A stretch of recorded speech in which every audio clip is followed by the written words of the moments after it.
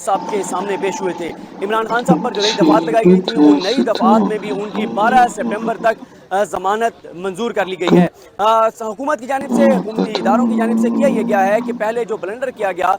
जिस तरह की दफात लगाई गई और वाज़ेह तौर पर नजर आ रहा था और नजर आ रहा है कि ये दफात उड़ जाएंगी, क्योंकि कल बहुत अहम रिमार्क्स आए हैं जस्टिस अतर मिल्ला साहब के। उन्होंने वाज़ेह कर दिया और इस हवाले से हमारे दोस्त साकिब बशीर साहब ने जो ट्वीट किया, उन्होंने बिल्कुल दुरुस्त ट्वीट किया कि कल अतर मिल्ला साहब के जो रिमार्क्स थे वो वाज़ेह बताते हैं कि दोनों मामला जो है वो उड़ने जा रहे हैं। एक है जो इमरान खान पर दहशतगर्दी का मुकदमा बनाया गया है और एक जो बगावत के केसेस बनाए गए हैं। इस हवाले से अतर मिल्ला साहब ने कल वाज़ेह तौर पर कहा था अटॉर्नी जनरल पाकिस्तान अशतर औसाफ साहब को, जो कि इमरान खान तौहीन अदालत केस में वहाँ पर मौजूद थे, अशतर औसाफ साहब को कहा गया कि आप अपनी हुकूमत से कहिए कि इन केसेस पर नजरसानी करें। ये रिमार्क्स अतर मिल्ला साहब के बहुत इंपॉर्टेंट थे, क्योंकि उसकी वजह यह है कि अतर मिल्ला साहब का एक पॉइंट ऑफ व्यू रहा है दहशतगर्दी के हवाले से भी, बगावत के हवाले से भी, आज़ादी हज़ार राय के हवाले से भी। और मैं आपको एक चीज़ बताता चलूँ कि जिस पे हम बार बार बात कर रहे हैं कि देखें, जब इमरान खान इक़्तिदार में थे उस वक्त बहुत सारी चीज़ें हुई, मीडिया के साथ हुई, बहुत सारे लोगों के साथ हुई। ये हुकूमत उस वक्त जो है वो जो मौजूदा हुकूमत है अपोजिशन में थी और उस वक्त ये शिकवा किया करते थे, शिकायतें किया करते थे। और यही बात अतर मिल्ला साहब ने कही कि आज हुकूमत वही काम कर रही है जो अपोजिशन में ये शिकवे किया करते थे कि हमारे साथ गलत हो रहा है, लेकिन कुछ नहीं सीखा। मौजूदा हुकूमत जिस तरह से आई, जैसे इनको लाया गया, जैसे इनको मुसल्लत किया गया, जो इन्होंने सर्विसेज फराम की, उसके बस फिर ये तो करना पड़ता है जो ये कर रहे हैं। और इनकी आप अंदाजा लगाएं कि कल रात जो इन्होंने किया, जिस तरह से इन्होंने पेट्रोल और डीजल की कीमतें बढ़ाई, हालांकि 3 दिन पहले हमें मुबारक बातें दी जा रही थी, मुबारक हो फलाने मुल्क से इतनी भीख मिल गई है, फलाने मुल्क से इतनी भीख मिल गई है, फलाने मुल्क से। और मैं हैरान हूँ कि ये कैसे एक हुकूमत चल रही है कि जनाब हमारे वज़ीर आज़म भीख मांगने के लिए भी जाते हैं, क्योंकि वो खुद कहते हैं, कहना नहीं चाहिए हमारे वज़ीर आज़म हैं जैसे तैसे भी हैं, लेकिन वज़ीर आज़म भी वो होना चाहिए जो आवाम की ताकत से आए। जहाँ से वो आए हैं ये किसको नहीं पता, पूरे पाकिस्तान जानता है ये कहाँ से आए हैं, कैसे आए हैं, क्यों लाए गए हैं। मैं हैरान हूँ जिनसे ना मुईशत चल रही है, जिनसे ना गवर्नेंस चल रही है, जिनसे ना हालात कंट्रोल हो रहे हैं,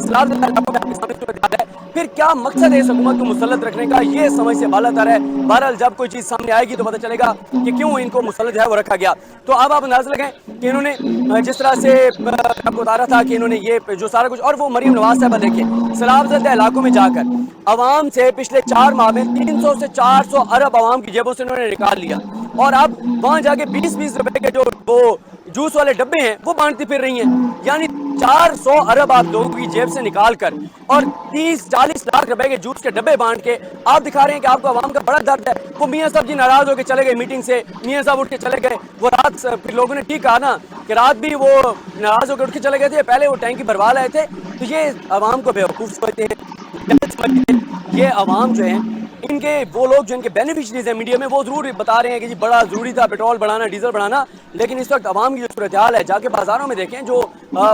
इस वक्त महंगाई जो सूरत हाल है वो लोगों के लिए बहुत ही बुरे हालात हैं। जो बिजली के बिल आए हैं वो आपके सामने है, कोई चीज़ इनसे नहीं चल रही। भारत इमरान खान पर जो दहशतगर्दी का मुकदमा बनाया है उस पर जो हमारी आलमी सतह पर जो सुर्खी हुई है वो आपके सामने है। और मैं आपको बताते चलूँ कि इंटरनेशनल मीडिया यहाँ पर आज तक हमने नहीं देखा कि किसी मामले में किसी भी पनामा केस चलता रहा मियां नवाज शरीफ साहब का, कभी हमने नहीं देखा कि इंटरनेशनल मीडिया के हमें 2 से ज्यादा लोग नजर आए हों। लेकिन यहाँ पर सबसे ज्यादा इंटरनेशनल मीडिया के लोग नजर आते हैं, उनके रिपोर्टर्स नजर आते हैं, क्योंकि दुनिया जो है वो बहुत सीरियस लेती है दहशतगर्दी के मामले को कि एक साबिक वज़ीर आज़म पर दहशतगर्दी का मुकदमा कर दिया गया। इस वक्त मैं आपको अगर दिखा सकूं, बाबर रहमान साहब सामने गाड़ी में बैठे और वहाँ मीडिया से बात भी कर रहे हैं, उन्होंने शायद मीडिया टॉक भी किया है। उन्होंने आज भी अदालत में कहा कि भाई इमरान खान वो जिसने पाकिस्तान का, इस्लाम का पुरअमन चेहरा दुनिया को दिखाया, उस पर दहशतगर्दी का मुकदमा बना दिया गया। तो आज भी उन्होंने बहुत अहम सवाल उठाए बाबर रहमान साहब। उन्होंने कहा कोई दफ़ा रह तो नहीं गई जो ना लगाई हो, जो नई दफात लगाई गई थी उन नई दफात में भी इमरान खान की 12 सितंबर तक जमानत हो गई है। और आज इमरान खान केस से पहले 2-3 चीज़ें हुई। एक तो फैसल चौधरी साहब ने अदालत में आकर बताया कि वकला को रोका जाता है, वकला के साथ बदतमीजी की जाती है और वकला को अदालत में नहीं आने दिया जाता। देखिए मैं आपको एक चीज़ बताऊं, हम बहुत शिकवे शिकायतें करते हैं पुलिस से, हम बड़े उनसे करते हैं, लेकिन एक बात मैं आपको बताऊं कि जे इस्लामाबाद में जो कुछ चल रहा है, शहबाज गिल का मामला हो, ये इमरान खान की पेशियों, सुबह से लेके सुबह 6 बजे से लेके और 4-5 बजे तक पुलिस जो है, यहाँ पर भी आप देख सकते हैं पुलिस के जवान खड़े हैं, एहलकार खड़े हैं एफसी के, और बहुत आप आगे तक जाके देखें पूरा दिन धूप के अंदर पुलिस के जवान अफसरान मौजूद रहते हैं। उनकी भी मजबूरी है, उनको ज़ाहिर है जो अहकामात ऊपर से दिए जाते हैं उन्होंने अहकामात को फॉलो करना है। अभी भी जब हम आए तो मीडिया को रोका गया और कहा गया कि आप पिछले गेट से जाएं, लेकिन वहाँ पे जो ऑफिसर्स मौजूद थे उनकी मेहरबानी, उन्होंने फिर कहा कि आप इनको जाने दें, लेकिन पुलिस भी मजबूर है, ज़ाहिर है उन्होंने अहकामात मानने हैं अपने अफसरान के, और अफसरान जो हैं वो ज़ाहिर है हुकूमत से अहकाम ले रहे हैं। अफसरान बेनिफिशरी एक या दो लोग होते हैं, और आज एक तो जज जवाद अब्बास साहब ने कहा कि आइंदा आप लिस्ट दे दिया करें ताकि हम पहले लिस्ट दे दिया करें, आपको ना रोका जाए। दूसरा उन्होंने कहा मीडिया को रोका जाता है, उसमें उन्होंने कहा कि मीडिया को नहीं रोका जा सकता, इस्लामाबाद हाई कोर्ट का वाज़ेह हुक्मनामा मौजूद है। और तीसरा जो है जो एक और जो डेवलपमेंट हुई वो बहरहाल ये हुई कि एक केस में जो जवाद अब्बास साहब हैं उन्होंने कहा, पुलिस के अफसरान मौजूद थे, उनको उन्होंने कहा कि आप पुलिस के अफसरान को उन्होंने कहा कि आप जो है वो एक ज़ाती दुश्मनी के केस में आपने दहशतगर्दी की दफात लगा दी हैं, सुप्रीम कोर्ट का फैसला इस पर मौजूद है, क्या आपके आईजी ने वो फैसला नहीं पढ़ा? तो ये यहाँ पर सूरत हाल है। अभी भी जो है वो मीडिया टॉक जो है वो हुई है, ये आप देख सकते हैं। हमारे आदिल तनौली साहब जो है वो मौजूद हैं, समा टीवी से फयाज महमूद साहब, बोल से जान शेर साहब, ये डिजिटल मीडिया के एक सेटअप के साथ काम कर रहे हैं। तो media, international media, digital media, ये आप साजिद गोंदल साहब को देख सकते हैं, फैसल तारड़ साहब मौजूद हैं। तो बहरहाल यहाँ पर काफ़ी सबसे इंपॉर्टेंट बात जो मैंने आपको बताई वो यही है कि इंटरनेशनल मीडिया इसको बहुत बहुत इंपॉर्टेंस दे रहा है, बहुत ज़्यादा इसको कवरेज दे रहा है, बहुत ज़्यादा इस पर बात कर रहा है इंटरनेशनल मीडिया। ये बहुत एक इंपॉर्टेंट चीज़ है। और बाकी यहाँ पर यह है कि 12 सितंबर तक इमरान खान साहब की ज़मानत जो है वो नई दफ़ात में मंजूर हो गई है। नई दफ़ात पर भी सवालात उठे, पहली दफ़ात पर भी सवालात हैं, और अतर मिल्ला साहब की अदालत में क्वैशमेंट जो है वो लग चुकी है। क्वैशमेंट पे नोटिस हो चुका है, FIR का लदम करने के हवाले से नोटिस जो है वो जारी हो चुके हैं, और अगले हफ्ते जो है वो क्वैशमेंट के ऊपर जो है वो फैसला होगा। ये आप पीछे देख सकते हैं कि फैसल जावेद खान साहब जो है वो भी गुफ्तगू कर रहे हैं, और आपको मैं दिखाऊं कि किस तरह से इस केस को जो है वो कवर किया जाता है। तो ये मेरे पीछे अगर आप देखेंगे, ये सामने तमाम मीडिया के कैमरे जो हैं वो लगे हुए हैं। मीडिया, हमारा जो नेशनल मीडिया है, इंटरनेशनल मीडिया, उनके कैमरे जो हैं वो लगे हुए हैं। ये दोनों सड़कें जो हैं वो बंद हैं, एक वो आप सड़क देख रहे हैं, ये सड़क आप देख रहे हैं बंद है, और सिक्योरिटी के बड़े सख्त इंतजाम हैं। और आज जो है वो 12 सितंबर तक इमरान खान साहब की ज़मानत में तोसी हो गई है, और यहाँ पर राज और न्याज की बातें हो रही हैं नूर अमीन दानिश साहब और रिजवान गिलज़ी साहब के दरमियान। तो रिजवान गिलज़ी साहब, एक चीज़ मैंने बड़ी देखी कि नवाज शरीफ साहब भी साबिक वज़ीर-ए-आज़म थे, लेकिन जब उनका केस चल रहा था तो ज़ाहिर है वो करप्शन का केस था, लूटमार का केस था, और वो एक इंटरनेशनल इशू था पनामा का, क्योंकि पनामा का पूरी दुनिया को पता था कि ये इंटरनेशनल स्कैंडल है, और इसलिए शायद इंटरनेशनल मीडिया ने उसको इतनी कवरेज नहीं दी या बात नहीं की। सिर्फ जिस दिन उस दिन चंद इंटरनेशनल मीडिया में खबरें लगी थी कि पाकिस्तान के वज़ीर-ए-आज़म को नायल कर दिया है, लेकिन जितनी बड़ी तादाद में हम इमरान खान के इस केस में इंटरनेशनल मीडिया को देख रहे हैं, मैंने कम अज़ कम ज़ाती तौर पर कभी नहीं देखा कि इंटरनेशनल मीडिया पाकिस्तान में किसी इशू को इतना कवर कर रहा हो। आप मुझसे सीनियर हैं, आपने ज़्यादा कवरेज किया है, तो आप क्या समझते हैं, क्या मैं दुरुस्त सोच रहा हूँ? मैं तो ज़ाती आपको एक्सपीरियंस बताऊँ, मुझे इंटरनेशनल चैनल्स ने ट्विटर के ऊपर खुद रब्ता करके इस केस के हवाले से, ख़ास तौर पर इमरान खान का जो केस है इस पर उन्होंने वर्जन भी लेने की कोशिश की, और जो रेलिवेंट जर्नलिस्ट हैं उनका कॉन्टैक्ट नंबर, डिटेल्स, वो बड़े इंटरेस्टेड हैं इंटरनेशनल मीडिया। और वैसे आप देख सकते हैं कि समातों के ऊपर जितना ज़्यादा वो कवरेज भी कर रहे हैं, और इसको बड़ा क्लोज आई रखी हुई है इंटरनेशनल मीडिया ने। और जैसा आपने कंपैरिजन किया कि गुज़श्ता जो साबिक वज़ीर-ए-आज़म थे इन्हीं अदालतों में वो आते थे, इसमें मैं यहाँ पे बड़ी इंपॉर्टेंट बात करना ज़रूरी है कि इमरान खान की सिक्योरिटी थ्रेट्स का आज बाबर अवान बार बार जिक्र करते रहे, और उस वक्त के जो साबिक वज़ीर-ए-आज़म नवाज शरीफ जब आते थे यहाँ पर तो उनकी गाड़ी इसी अदालत में अंदर तक जाती थी, लेकिन आपने खुद देखा कि इमरान खान की गाड़ी को अंदर तक जाने की इजाज़त नहीं दी जाती। और गुज़श्ता रोज़ जिस तरह का सलूक हुआ कि उनको सिर्फ अकेले अंदर दाखिल होने दिया, और वो जो साझेदारों के लोग थे वो उनको आगे लेके गए, तो ये एक और हमें फ़र्क नज़र आया है इमरान खान के और नवाज शरीफ के केस में। और ख़ास तौर पे जो आपने इंटरनेशनल मीडिया का कहा है वो हमारे लिए भी एक नई चीज़ है कि इतनी ज़्यादा कवरेज कर रहे हैं, लेकिन मेरे ख्याल में इसमें जो मुखालफीन है वो इसको किसी और तरह से टर्म कर रहे हैं कि जी इंटरनेशनल मीडिया इमरान खान की क्यों कवरेज कर रहा है, लेकिन उनका अपना स्ट्रेचर, जैसे कल अदालत ने भी कहा कि वो जिस कद के, जिस पाए के वो लीडर हैं, तो ये तो इस उनको उस हिसाब से कवरेज भी मिल रही है। जी बिल्कुल, हम नूरुल अमीन दानी साहब से बात करते हैं सिर्फ एक मिनट बाद। इस वक्त नूरुल अमीन दानी साहब हमारे साथ मौजूद हैं, इस्लामाबाद के बेहतरीन क्राइम रिपोर्टर्स में से एक हैं, बोल टीवी के साथ आजकल काम कर रहे हैं, पहले समा टीवी में थे। नूर भाई, मैं एक और मामला आपसे डिस्कस करना चाहता हूँ। देखें, हमारी जो इस्लामाबाद की पुलिस है ये अभी भी खैर पंजाब की पुलिस से बहुत बेहतर है, इनका रवैया, इनका लोगों के साथ बातचीत का जो मामला है, लेकिन हम पिछले 3-4 माह से देख रहे हैं कि पुलिस से जिस तरह से पुलिस ज़ाहिर है जो अफसरान हैं, जो जवान हैं, वो मजबूर हैं अपने अफसरान के अहकामात मानने पे और हुकूमत के अहकामात मानने पर, लेकिन उनसे जिस तरह से सहाफ़ियों से बदतमीज़ी करवाई जा रही है और जो कुछ ये करवाया जा रहा है, तो इससे पुलिस को आपने बहुत करीब से देखा है, देख रहे हैं, कवर कर रहे हैं, कितना पुलिस को बतौर इदारा नुकसान हो रहा है। और थोड़ा सा ये भी बताइएगा कि हमारे पुलिस के जवान जो हैं, जिस तरह से सुबह से लेकर शाम तक धूप में खड़े होते हैं, हम नहीं देखते कि इनको कोई पानी देने आ रहा हो, कोई खाना देने आ रहा हो, ये सब पे आप क्या कहते हैं? देखें जी, इस्लामाबाद पुलिस को जितना नुकसान पिछले 3-4 महीनों में हुआ है, मैंने तो अपनी ज़िंदगी में कभी नहीं देखा। जितनी ज़्यादा इसकी डिफेमेशन हो चुकी है इस्लामाबाद पुलिस की कि यकीन माने आप अंदाज़ा नहीं कर लगा सकते। आप सोशल मीडिया के ऊपर देखें,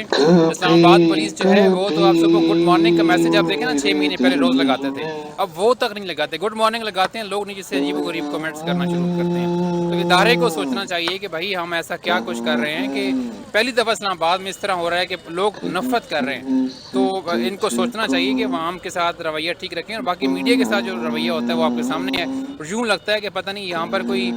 अभी कोई अटैक होने वाला है और पता नहीं कोई सैलाब आने वाला है, लोगों को पीछे हटा रहे होते हैं। एक इमरान खान ने आना था, एक भी कारकुन नहीं था, क्या ज़रूरत थी यहाँ पे 1000 बंदा उन्होंने लगाने की? कारकुनान को बुलाया भी नहीं था ना कल इस्लामाबाद हाई कोर्ट में यहाँ पे। और कल जो आपने इस्लामाबाद हाई कोर्ट में देखा,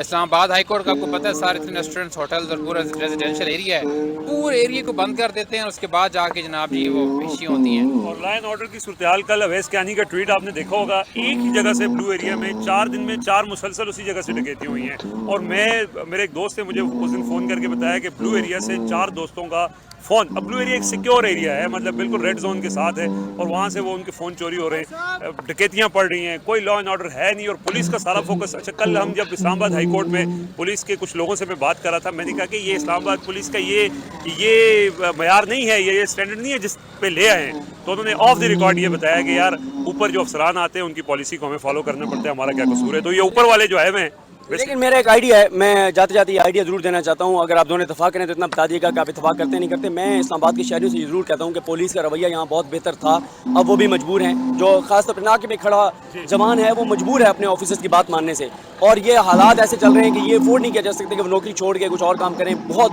टफ सूरत हाल है। तो मेरी राय ये है कि इस्लामाबाद के शहरियों को पुलिस से नफरत नहीं करनी चाहिए, मोहब्बत करनी चाहिए, हमारा इदारा है। बल्कि मैं तो इस हद तक कहता हूँ कि आप फूल रखें गाड़ी में, जहाँ जवान खड़े हों, धूप में खड़े हों, जाके उनको फूल दें, मोहब्बत दें, पानी पिलाएं उनको, मोहब्बत दें। हमारी सिक्योरिटी के लिए हमारे लिए खड़े होते हैं, इनका कोई कसूर नहीं है। तो क्या आप इस्तीफा करते हैं? बिल्कुल। और बड़ी अच्छी तरबियत इस्लामाबाद पुलिस की, जो पिछले साबका द्वार में हमने देखा कि मॉडल पुलिस थी, वैसे भी पढ़े लिखे लोग इसमें ज़्यादा इंडक्ट हुए थे, लेकिन ये जो हालिया जो पिछले रिजीम चेंज के बाद जो ख़ास तौर में मुझे कहने दें कि जो आईजी साहब आए और उन्होंने पिक एंड चूज़ करके अफसरान, नूर भाई बहुत बेहतर जानते हैं कि जो अच्छे अच्छे अफसरान थे यहाँ पे, आप चीफ कमिश्नर डीसी को देख लें, इसके अलावा बाकी एसएसपी ऑपरेशंस, डीआईजी सारे तब्दील करके वो अपनी मर्जी के लिए हैं, वो ये बेहतर बता सकते हैं। सदीक साहब, मियाँ वाली में कोई मसला होता था या लाहौर में, तो लोग उधर जो है ना, जो डीसी इस्लामाबाद थे, office of deputy commissioner Islamabad जो है वो मेंशन करता था डीसी मियाँ वाली को, डीसी लाहौर को कि यार ये मसला लोगों का देखो, इस्लामाबाद को तब छोड़ ही दें। अब यार आप देखें, ट्विटर देखें, उनको कुछ समझ नहीं आती, लोग किसको मेंशन करें। लाखों की तादाद में रीट्वीट्स हो रही होती हैं, ट्वीट्स हो रही होती हैं, कोई एक्शन नहीं लिया जाता। एक वो वक्त भी हमने देखा जब 10 ट्वीट्स के ऊपर, 10 लाइक्स के ऊपर भी यहाँ पे इस्लामाबाद में एक्शन होते थे। बिल्कुल, बहुत शुक्रिया। और ये आपको एंड में बताते चलें कि इमरान खान की गिरफ्तारी के बहरहाल जो खदशात थे वो टल गए हैं, खतरात टल गए हैं, फैसला सुना दिया गया है, और अब इमरान खान केस का फैसला हो जाएगा, और डेफिनेटली ये केस जिस तरह भोंडे अंदाज में बनाया गया, ये केस खत्म हो जाएगा। हमें अपनी दुआ में याद रखिएगा। लेकिन हम सबका हमें नासरो, अल्लाह हाफिज़।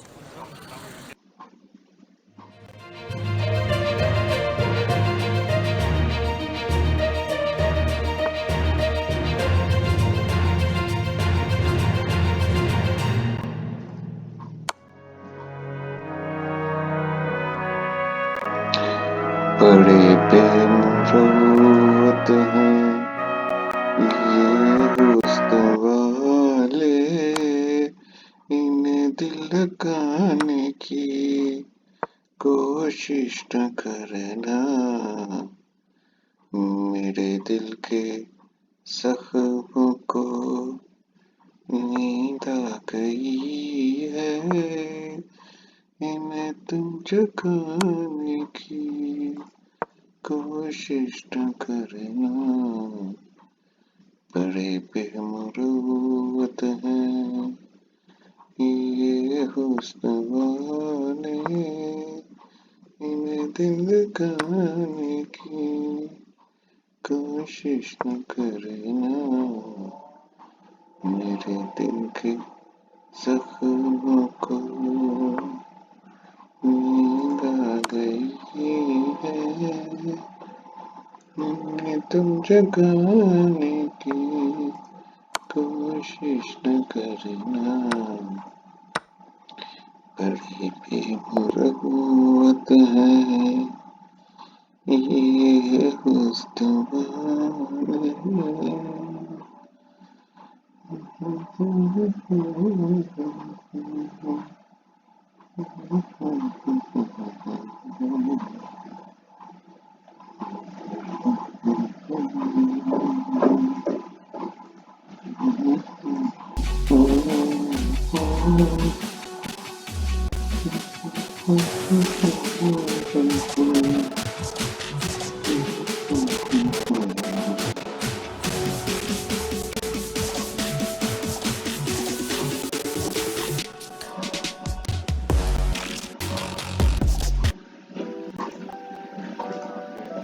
Forget about that clicking up thing, you know what I mean? Be to yourself. Stay to yourself. Trust nobody. Trust nobody.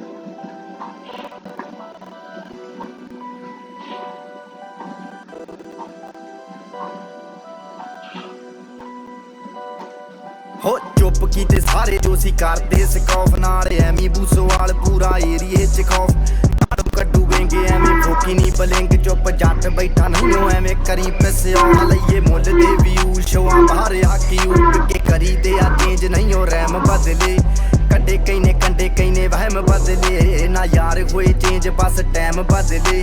ਕੱਢੇ ਕਈ ਨੇ ਵਹਿਮ ਬਦਲੇ ਨਾ ਯਾਰ ਹੋਏ ਚੇਂਜ ਬਸ ਟਾਈਮ ਬਦਲੇ ਹੋ ਕੱਢੇ ਕਈ ਨੇ ਵਹਿਮ ਬਦਲੇ ਨਾ ਯਾਰ ਹੋਏ ਚੇਂਜ ਬਸ ਟਾਈਮ ਬਦਲੇ ਰਾਤੀ ਹੁੰਦੀ ਚਿੱਲ ਕਾਕਾ ਦਿਨੇ ਹੁੰਦੀ ਰੈਸਟ ਪੈਸਾ ਜੱਟਾਂ ਦਾ ਆ ਪੂਰਾ ਅਸਲੇ ਚ ਇਨਵੈਸਟ ਯਾਰ ਕੇਲੇ ਹਜੇ ਨਾਲਾ ਬੰਦਾ ਠੋਕਣੇ ਨੂੰ ਕਾਲਾ ਕਾਕਾ ਪੇਸ਼ੈਂਸ ਆ ਘਾਟੇ ਐਵੇਂ ਕਰੀ ਨਾ ਤੂੰ ਟੈਸਟ ਉਹੀ ਚੱਲੇ ਸੀਨ ਟੋਲਾ ਖਾਈ ਦੀ ਆ ਫੀਮ ਕਾਲਜਾਂ ਚ ਆ ਚਰਚੇ ਸਕੈਮ ਬਦਲੇ ਕੱਢੇ ਕਈ ਨੇ ਵਹਿਮ ਬਦਲੇ ਨਾ ਯਾਰ ਹੋਏ ਚੇਂਜ ਬਸ ਟਾਈਮ ਬਦਲੇ ਹੋ ਕੱਢੇ ਕਈ ਨੇ ਵਹਿਮ ਬਦਲੇ ਨਾ ਯਾਰ ਹੋਏ ਚੇਂਜ ਬਸ ਟਾਈਮ ਬਦਲੇ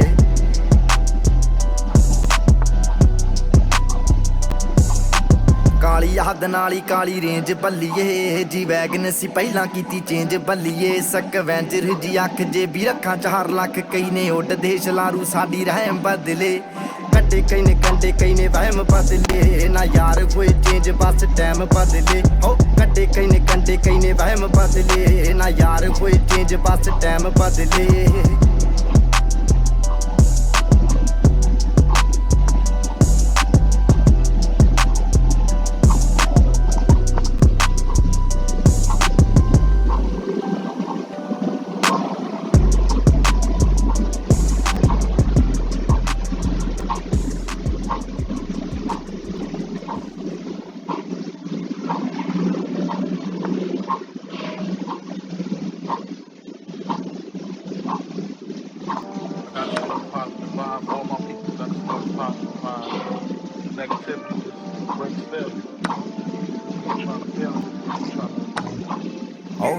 ਟੌਪ ਗੱਡੀਆਂ ਚ ਘੁੰਮਦੇ ਆ ਯਾਰ ਡੱਬ ਵਿੱਚ ਰਸ਼ੀਅਨ ਬੰਦਾ ਦਿੰਦੀ ਪਾੜ ਇੱਥੇ ਚੜਦੇ ਤੋਂ ਚੜਦੇ ਸਲਾਮਾਂ ਕਰਦੇ ਮੂੰਹ ਨਾ ਤੂੰ ਅੱਡ ਠੱਲ ਪਾ ਦਿੰਦੇ ਯਾਰ ਇੱਥੇ ਪਾਇਆ ਜੱਟਾਂ ਕਾ ਚੁਣੇ ਵੱਖਰੇ ਜੇ ਰਾਹ ਗਾਣੇ ਚਾਟਾਂ ਉੱਤੇ ਚੜੇ ਆਉਂਦੇ ਨਹੀਂ ਉਠਾ ਕਿਵੇਂ ਕਰੇਗਾ ਕੰਪੀਟ ਕੀਤੀ ਬੀਟ ਨਾ ਰਿਪੀਟ ਦੱਬਦੇ ਨਹੀਂ ਯਾਰ ਰੱਖੇ ਖੁੱਲੇ ਜੇ ਸਭਾ ਕਿਤੇ ਦਿਸ ਜੀ ਨਾ ਨੇੜੇ ਕਾਕਾ ਟਾਊਨ ਵਿੱਚ ਮੇਰੇ ਨਾਲ ਸ਼ੂਟਰਾਂ ਦਾ ਟੋਲਾ ਤੈਨੂੰ ਲੱਭਣਾ ਨੀਰਾ ਕਾਕਾ ਛੱਡ ਜੇਗਾ ਗਾਉਣਾ ਮਾੜੇ ਸਮੇਂ ਨੂੰ ਤੂੰ ਰੋਣਾ ਲੰਘ ਗਿਆ ਟਾਈਮ ਤੇਰੇ ਹੱਥ ਨਹੀਂ ਹੋਇਆ ਆਉਣਾ ਕੀਤੀ ਨਹੀਂ ਉਹ ਕਾਪੀ ਵੇਵ ਨਵੀਂ ਆ ਚਲਾਈ ਤੇਰੇ ਸ਼ਹਿਰ ਵਿੱਚ ਵੇਖੇ ਢਲੋਂ ਦੀ ਚੜਾਈ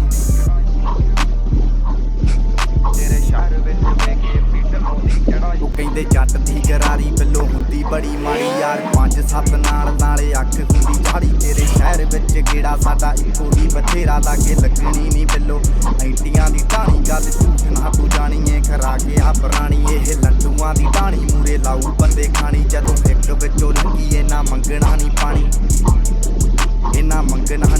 ਪੂਰਾ ਹੱਟਾਂ ਵਿੱਚ ਜ਼ੋਰ ਤੋਰਾਂ ਸ਼ੇਰਾਂ ਵਾਲੀ ਤੋਰ ਜਿੱਥੇ ਵਾਰਦਾਤ ਹੋ ਗਈ ਉਹ ਸਾਡਾ ਹੋਊ ਸੀਨ ਰੱਖਾਂ ਡਿੱਗੀ ਵਿੱਚ ਅਸਲੇ ਤੇ ਜੇਬੀ ਵਿੱਚ ਫੀਮ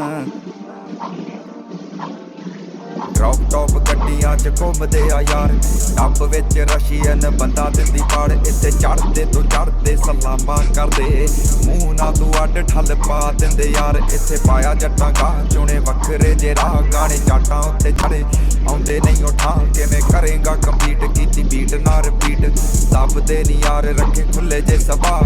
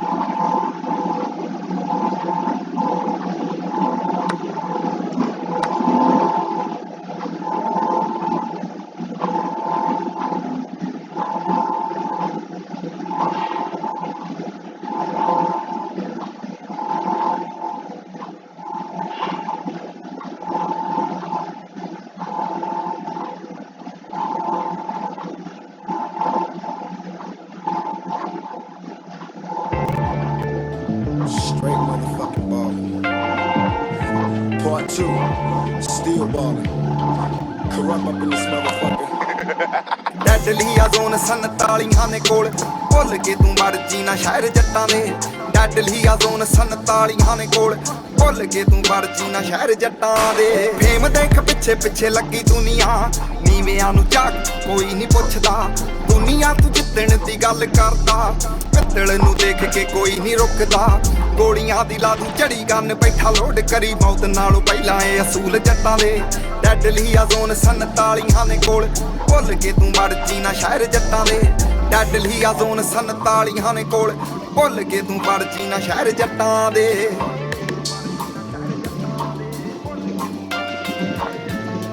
ਕੰਮ ਇੱਚ ਕਰ ਸਿਰ ਨੀਵਾ ਰੱਖੀਏ ਮਾਣ ਪੌਤਾ ਦਿਲ ਕਦੇ ਨਹੀਂ ਟਿਕਦਾ ਮਿਹਨਤਾਂ ਦੀ ਖੱਟ ਦਿਲ ਸਾਫ਼ ਰੱਖੀਏ ਝੂਠ ਨਾ ਬਜ਼ਾਰੀ ਬਹੁਤਾ ਚਿਰ ਵਿਕਦਾ ਕਹਿੰਦੇ ਨੀਤਾਂ ਨੂੰ ਮਰਾਦਾ ਬੰਦਾ ਕਾਨੇ ਨਾ ਹਲਾਦਾ ਕਿਤੇ ਲਾਈਟਲੀ ਨਾ ਲੈ ਜੀ ਤੂੰ ਬੋਲ ਜੱਟਾਂ ਦੇ ਡੈਡਲੀ ਆ ਜ਼ੋਨ 47 ਨੇ ਕੋਲ ਭੁੱਲ ਕੇ ਤੂੰ ਮਰਜੀ ਨਾ ਸ਼ਹਿਰ ਜੱਟਾਂ ਦੇ ਡੈਡਲੀ ਆ ਜ਼ੋਨ 47 ਨੇ ਕੋਲ ਭੁੱਲ ਕੇ ਤੂੰ ਮਰਜੀ ਨਾ ਸ਼ਹਿਰ ਜੱਟਾਂ ਦੇ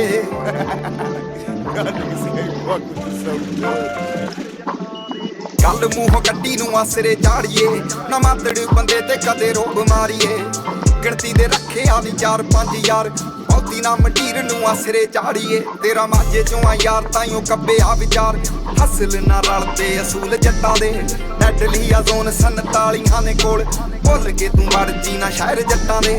ਡੈਡਲੀ ਆ ਜ਼ੋਨ 47 ਨੇ ਕੋਲ ਭੁੱਲ ਕੇ ਤੂੰ ਮਰਜੀ ਨਾ ਸ਼ਹਿਰ ਜੱਟਾਂ ਦੇ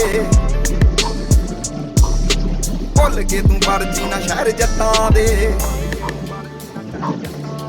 ਭੁੱਲ ਕੇ ਤੂੰ ਮਰਜੀ ਨਾ ਸ਼ਹਿਰ ਜੱਟਾਂ ਦੇ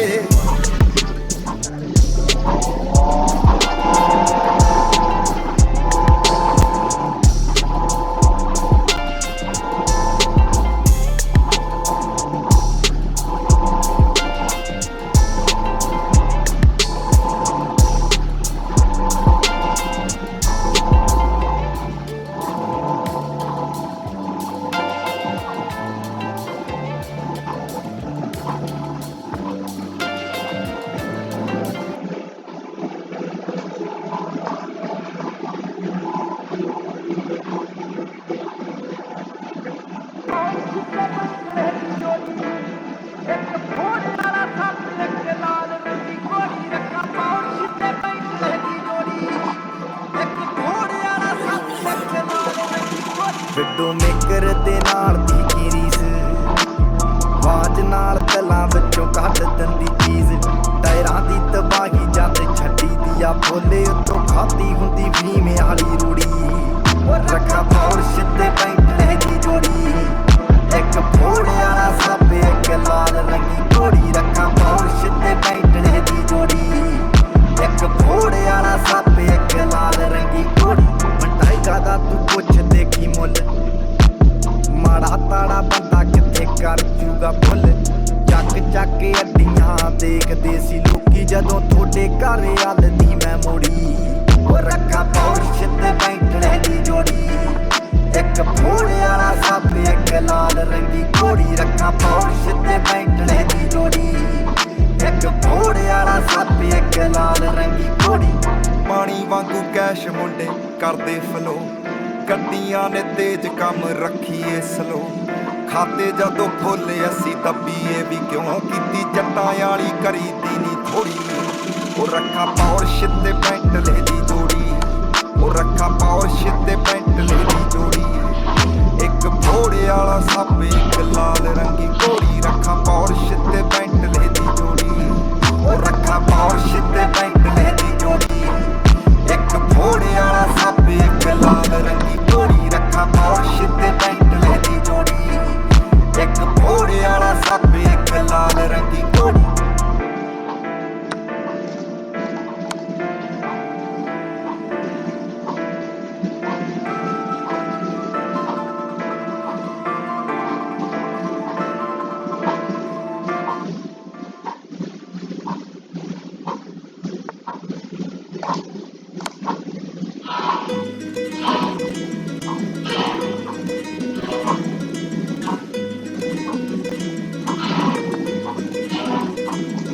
ਉਹ ਦੇਸੀ ਮੁੰਡੇ ਕੁੜੇ ਅੱਜ ਨਾਲੇ ਵੱਲ ਦੇ ਤੂੰ ਦੁਨੀਆ ਏ ਘੁੰਮੀ ਨਾ ਤੂੰ ਜਾਣੀ ਕੱਲ ਦੇ ਜੇ ਤੂੰ ਵਰਸਾਚਿਆਂ ਪਸੰਦ ਕਰਦੀ ਸਾਨੂੰ ਨੇੜੇ ਲਾ ਲਾ ਅਸੀਂ ਗੁੱਚੀ ਸੈਟਿਆਂ ਦਿਲ ਦੇ ਆ ਮੌਵੇਂ ਆਦਤਾਂ ਨੇ ਕੱਪੀਆਂ ਥੋੜੇ ਜਿਹਾ ਰੂਡ ਥੋੜੇ ਆਰੂ ਘੰਟਿਆਂ ਦਿਲ ਦੇ ਆ ਮੌਵੇਂ ਆਦਤਾਂ ਨੇ ਕੱਪੀਆਂ ਥੋੜੇ ਜਿਹਾ ਰੂਡ ਥੋੜੇ ਆਰੂ ਘੰਟਿਆਂ अपना जो एरिया वो बॉर्डर के पास केमिकल्स भी मिलते और मिलते भी घास धोखा ना करेंगे ना ही को चांस है अगर से रहते हैं यही तो रोमांस है यही तो रोमांस है ओ यही तो रोमांस है यही तो रोमांस है यही तो रोमांस Nestle Mangrow. Now भाई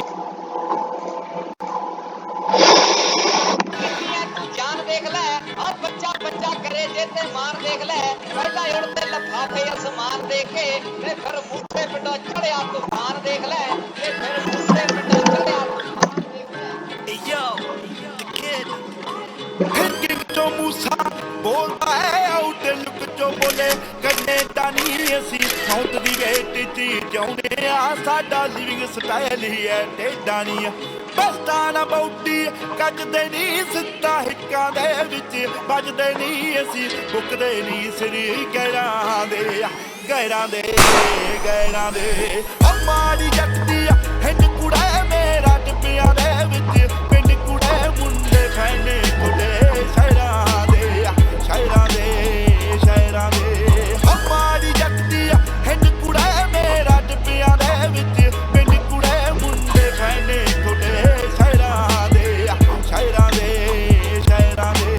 अम्माड़ी जगदी हिंद कुड़ा मेरा टिप्पियां दे विच पिंड कुड़े मुंडे फैने कुड़े शहरां दे माड़े कम करा माड़े गीत लिखा नाली हरिया माड़े यारां दी तावी मूसे आला बनने नूए पीड़ फिरे कलाकारां दी तेरे फेवरेट जे कलाकार कुड़े आह पौली पुट सटार कुड़े पैर तादे मेरियां पैड़ा दे अम्माड़ी जगदी हिंद कुड़े मेरा टिप्पियां दे विच पिंड कुड़े मुंडे फैने कुड़े शहरां दे अम्माड़ी जगदी आंटी जी सिद्धू किवें दा बंदा है? सिद्धू चंगा है पुत्र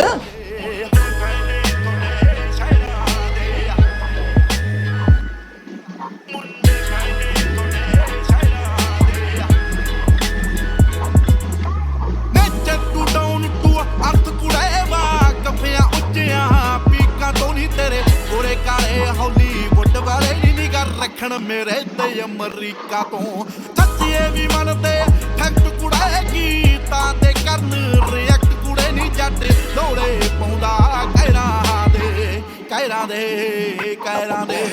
अम्माड़ी जगदी हिंद कुड़े मेरा टिप्पियां दे विच पिंड कुड़े मुंडे फैने कुड़े शहरां दे